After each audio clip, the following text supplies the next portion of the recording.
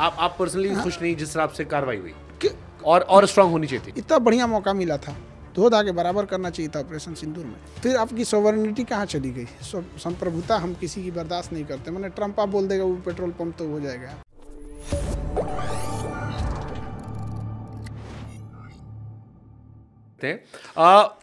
इंदिरा गांधी को आपने कहा कि बड़ी मजबूत प्रधानमंत्री रही, और अभी शायद आपने कहीं जिक्र भी किया था वो होती तो मार मुर के पाकिस्तान को एकदम ठीक कर देती। आपको लगता है इंदिरा गांधी जी सबसे मजबूत प्रधानमंत्री रही भारत, आज़ाद भारत की? डिसीजन लेने में ज़्यादा नौटंकी नहीं करती थी वो। उन्हीं का डिसीजन है, उनको मतलब उनकी हत्या का कारण उन्हीं का डिसीजन पड़ा, क्योंकि जो इंटेलिजेंस थी उन्होंने हटा दिया था उन्हें। इन्होंने कहा कोई बात नहीं, ये तो उन्हीं का डिसीजन था। तो डिसीजन लेने में बहुत स्ट्रिक्ट थी मोदी जी। डिसीजन लेने में क्या है ना कि अगल बगल में 10-15 लोग हैं। जैसे ऑपरेशन सिंदूर चलेगा कि नहीं चलेगा, अब डोभाल साहब बताएंगे। डोभाल साहब बहुत अच्छे हैं, बट अब एज हो गया है। एक एज के बाद आदमी थोड़ा, सबका होता है, आज से हम लोग का भी जब एज होगा तो शायद इतना नहीं एक्टिव हो पाएंगे आदमी। तो ये थोड़ा सा उनमें है गड़बड़ी। इतना बढ़िया मौका मिला था, धो धा के बराबर करना चाहिए था ऑपरेशन सिंदूर में। मतलब इतना उम्मीद पाल के हम लोग रखे थे। ये तो बात है कि मतलब दिल पे लात रख दिए मोदी जी, कचर दिए एकदम। बहुत तकलीफ लगा, बहुत तकलीफ। पाकिस्तान में बोलता कि सीज फायर कर दीजिए, आप काहे सीज फायर कर दिए? हाँ, तो वो तो ढप्पा बोल के चला है पाकिस्तान ने यूएस से कहा, यूएस ने हमसे कहा, जो खबर आ रही थी। फिर आपकी सोवरेनिटी कहाँ चली गई? संप्रभुता हम किसी की बर्दाश्त नहीं करते। मैंने ट्रम्प आप बोल देगा वो पेट्रोल पंप तो हो जाएगा, डोनाल्ड ट्रम्प। तो ये नहीं होना चाहिए ऐसा। पाकिस्तान पे आपने क्या बदलाव किया? आपको क्या लगता है ऑपरेशन सिंदूर के बाद आतंकवाद खत्म हो जाएगा? मतलब वो ये कह रहे हैं कि हमने उनके घर में, बाथरूम में, किचन में घुस कर बता दिया कि अब हमारे यहाँ आओगे तो हम तुमको घुस के फिर से तुम्हें ठोकेंगे। कौन वाला मिसाइल मारे हैं? जाके ढलैया तू रहा है खाली, मैंने घरों नहीं उड़ाया है। जिस चीज़ पे गिरा है ना उसका एगो कोनवा मारा है। तो किस लेवल का आप मिसाइल मारे हैं? मतलब आप पब्लिक को दिखाना चाहते थे कि हम हमला किया। आप पर्सनली खुश नहीं जिस तरह आपसे कार्रवाई हुई और स्ट्रांग होनी चाहिए थी? आप बताइए, ये मतलब ये दिखा कि हम इंडिया में लोगों को दिखाएंगे कि हमला किए हैं, और वहाँ कह देंगे कि भैया यही जवाब था, उतना बड़ा हमला नहीं था। मतलब आपका मिसाइल पूरी इंडिया को क्रॉस करके जाता है और पाकिस्तान के एयरबेस पे गिरता है। उस एयरबेस की पूरी बिल्डिंग नहीं तबाह होती है, उसका एक कोना तबाह होता है। पूरा एयरबेस उड़ना चाहिए यहाँ पे। हमला मतलब जिस तरह से रूस कर रहा है, हमला मतलब जिस तरह से इजराइल कर रहा है, तब ना जाके कोई। अच्छा, तब फुल फ्लेजेड वॉर होती है। अगर हम पूरा उड़ा देते, वो कह रहे हैं कि मैसेजिंग के लिए हमने किया, कि मैसेज दे दिया कि आतंकवादी मार दिए 100। देते रहिए मैसेज, मैं इसमें क्या मिला? आपको लगता है पाकिस्तान फिर हिमाकत करेगा? इससे कितना, देखिए पूरी दुनिया का ध्यान था कि इंडिया के ऊपर इन्वेस्टमेंट करने का, क्योंकि यूएस ने टैरिफ लगाया था चाइना पे। ये चीज़ चाइना की थी और हम लोग क्या किए? अब डोभाल साहब को कौन समझाएगा? ये ऑपरेशन जो पहलगाम हमला हुआ था, ये पाकिस्तान द्वारा कराया गया था। इसका मेन मास्टरमाइंड चाइना था। उसके ऊपर इतनी टैरिफ लग गई थी, पूरी दुनिया चाइना की बात कर रही थी। एप्पल शिफ्ट हो गया था इंडिया में, बड़ी बड़ी इन्वेस्टमेंट आ रहे थे। उसको चाइना को दिख गया कि भाई साहब ये पैसा, चाइना एक चीज़ जानता है, भाषणबाजी नहीं, उसको करना पैसा लगाओ। पैसा आ गया ना तो 20 गो दिमाग वाले को रख लेंगे। अब पैसा नहीं है ना तो अपनो दिमाग काम नहीं करेगा। सही बात है। तो चाइना का सीधा सिंपल है, हम लोग भाषणबाजी की, सस्टेनेबल डेवलपमेंट, एजुकेशन, तो ये तो इसको भाषणबाजी रहने दो। यहाँ पे पैसा रहेगा, अपना फर्स्ट क्लास सेक्रेटरी रख लेना। यहाँ पे प्रधानमंत्री के पास पावर है, पैसा है, बड़े बड़े आईएएस अधिकारी एक्सपीरियंस लेके उनके पीछे रहते हैं, यहाँ पे काम कर रहे होते हैं। यहाँ पे चाइना ने यही काम कर दिया। चाइना का ड्रोन टेस्ट हो गया, चाइना का मिसाइल टेस्ट हो गया, चाइना का रडार टेस्ट हो गया, और चाइना ने यह भी टेस्ट हो गया कि भारत जब हमला करेगा तो किस तरह की मिसाइल और किस तरह का एयरफोर्स लेके आएगा। चाइना खुश, पाकिस्तान को क्या जाता है? पाकिस्तान का वो जो सेना प्रमुख है आसिफ मुनीर, अपने को फील्ड मार्शल घोषित कर दिया। हाँ, वो भी गजब था। हम मतलब एक तो उनके छाती में इतना बैश लगा, मैं आज जान नहीं पाया कि कौन सा जीते हैं वो इतना, और ऊपर से फील्ड मार्शल। और जो फोटो शहबाज शरीफ दिए वो चाइना वाली फोटो थी। अब ये क्या कहिएगा, हमको क्या मिला ऑपरेशन सिंदूर से? हम किसी से पूछते हैं क्या मिला? तो आपकी नज़र में क्या मिला हमें ऑपरेशन सिंदूर से? पॉजिटिव नेगेटिव क्या मिला? हाँ, एक तो सेना का मनोबल आप लेके चले गए। सेना पूरी फुल फ्लेजेड आप बॉर्डर तक पहुंचा के लेके गए थे। सबकी छुट्टियां कैंसिल कराए थे। क्या क्या हुआ था? हम अपने बटालियन, एनसीसी बटालियन में जाके वो कहते, क्योंकि हम लोग जब करते थे तो बताया गया था कि आप लोग अपने बटालियन में आके वो करिएगा। तो हम लोग भी तैयार बैठे थे कि क्या पता उस समय नहीं हुआ था, इस समय मिल जाए, थूर थार देंगे यहाँ पे।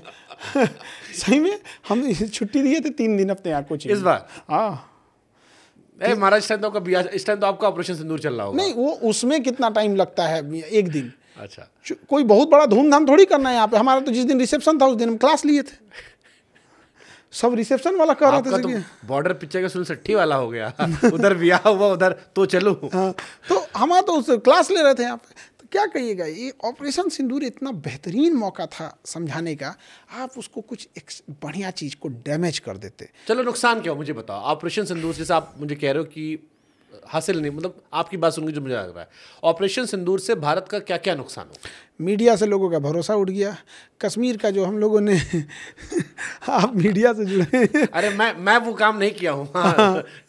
मैंने कराची एयरपोर्ट नहीं उड़ाया था। हाँ, अब देखिए कश्मीर का जो सस्टेन हुआ था, इतना मुश्किल से कश्मीर अपने रास्ते पे आया था, वो कश्मीर तबाह होते गया। हम लोग का जो सेना का मनोबल था, नेवी एयरफोर्स रखे रह गए कि हम लोग कभी युद्ध करेंगे, ये कभी किए नहीं। यहाँ पे इंटरनेशनली ऐसा पाकिस्तान साबित कर रहा है और बड़े देशों में ये दिखा चुका है कि पाकिस्तान अपर हैंड में था, क्योंकि सीज फायर पाकिस्तान ने तो नहीं किया और ना ही कोई उसने बोला यहाँ।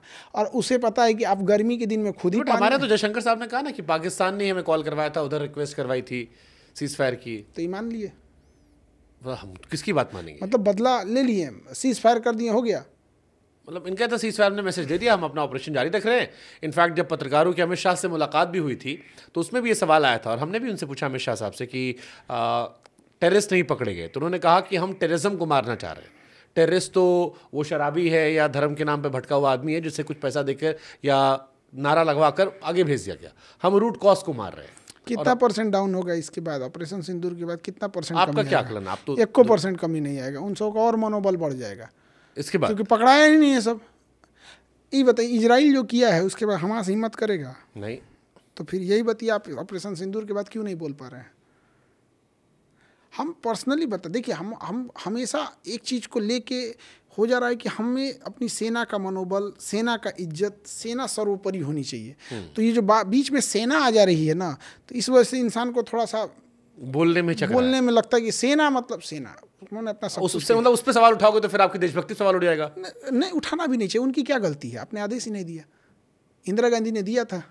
बट इंदिरा जी का भी जैसे अगर मैं दौर बात करूं सर, क्योंकि मैंने उस पर भी स्टोरीज की थी, 1971 वाली जो बात है उस पर भी एक आता है कि उस टाइम ही पाकिस्तान ने हमारे कई सारे फौजियों को कैद करके रखा था और वो कैदी जिनके बारे में आया कि वो मर गए, बाद में बहुत सारी चिट्ठियां आती रहीं, ऐसे सैकड़ों फौजी, शायद 50 से 54 हमारे फौजी थे। मूवी भी बनी, उससे मूवी बनी, दीवार बनी थी अमिताभ बच्चन की, जिसपे आते रहे धीरे धीरे धीरे, और उनकी हमने बार्गेनिंग नहीं की, हमने कश्मीर बार्गेन नहीं किया, जबकि हमारे पास बड़ा अच्छा मौका था।